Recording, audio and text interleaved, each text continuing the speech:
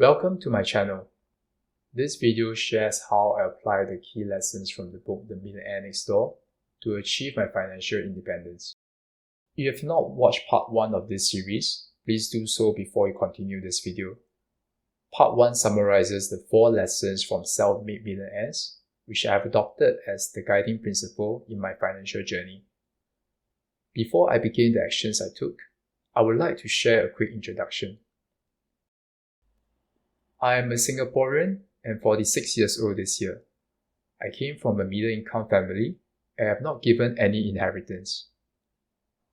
I applied the core lessons from the book and achieved my first million when I was 40 years old. It took me almost 15 years to get to that stage. 5 years later, at the age of 45 years old, I grew my net worth to be a prodigious accumulator of wealth, which is 2 times the expected net worth. I left my corporate job last year at Google and now focus on doing things I'm passionate about. I am an example of a millionaire next door, and I believe if anyone applies the key lessons from the book, any person can be wealthy. I like to share the steps I took to achieve financial independence. First, it is important to set goals and targets so we know what we are aiming towards. But before we can have a good chance of success, we need a significant mindset change. We need to believe that it is possible to be a self-made millionaire. This journey does not depend on inheritance, winning the lottery, or marrying into a rich family. The book shares many real-life examples to be a self-made millionaire. Having gone through the journey myself, it is hard but not impossible. The first step I took was to set out a plan to reach my financial goal to be financially independent.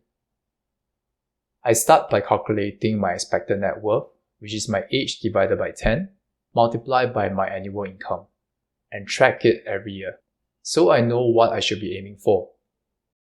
Next, I set long-term goals to progress from being an under-accumulator of wealth to an average accumulator of wealth within 10 years of working. And finally, set goals to achieve prodigious accumulator of wealth within 20 years of working. One tip which I find very helpful is to set shorter term targets to increase my saving rates, which is my savings divided by my income each year. I aim to consistently increase my saving rate every year. When I left my corporate job, I was able to achieve between 60 to 70% saving rate. Start your journey by setting goals today. Next, I focus on reducing my liabilities and expenses. I keep my expenses low by following these steps. 1. I track all expenses. One tip I can share is that I use only one bank account and one credit card, so I can track my expenses much easier. Second, I will review my expenses each month and eliminate any wastage or find cheaper or better alternatives. Interestingly, there are always areas where we can improve.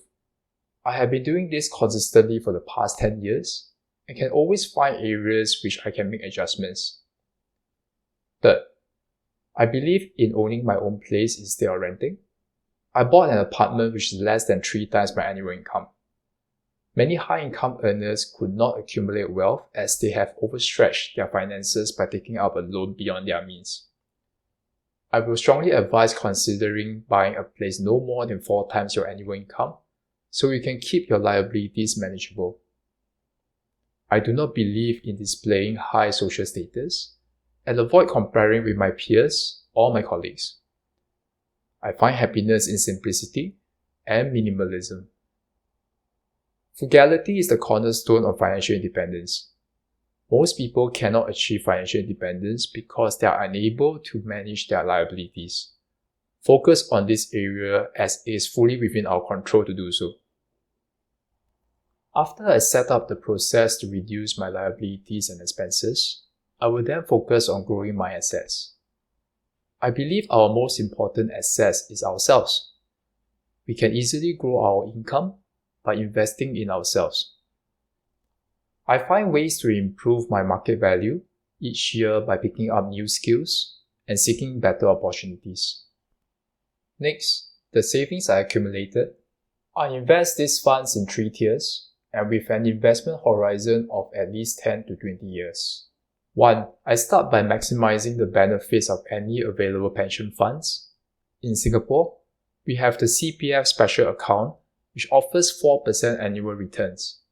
I top up my pension fund to form a foundation level, so the rest of my funds can afford to take more risks. If you are in the US, I would suggest maximizing any company benefits, such as the 401k or the employee stock purchase plan. Next, after I max out my pension fund benefits, I invest regularly into an asset with good compounding returns. I pick the S&P 500 ETF as it can deliver 7 to 10% annual returns over a 20 years period. Finally, I also invest regularly in one high growth stock that can generate consistently high free cash flow. I pick Tesla as I believe the company is a market leader and it has strong growth trajectory in the next 5 to 10 years as EV adoption increases globally. I do need to warn you that this is not financial advice. Please do meticulous research before investing directly into one company. Otherwise, I would strongly recommend investing only in S&P 500 ETF over a long term. The investment principle is very simple. Leverage or compound returns to grow our asset value and focus on long-term investment. Buy and hold for more than 10 years and do not do short-term trading. It is not difficult to become a millionaire next door. The secret is frugality, hard work, self-discipline, and patience. I hope you find this useful. If you like this content, please like, share, and subscribe to my channel. I wish you great success as you start your journey to be the next millionaire next door. Thank you.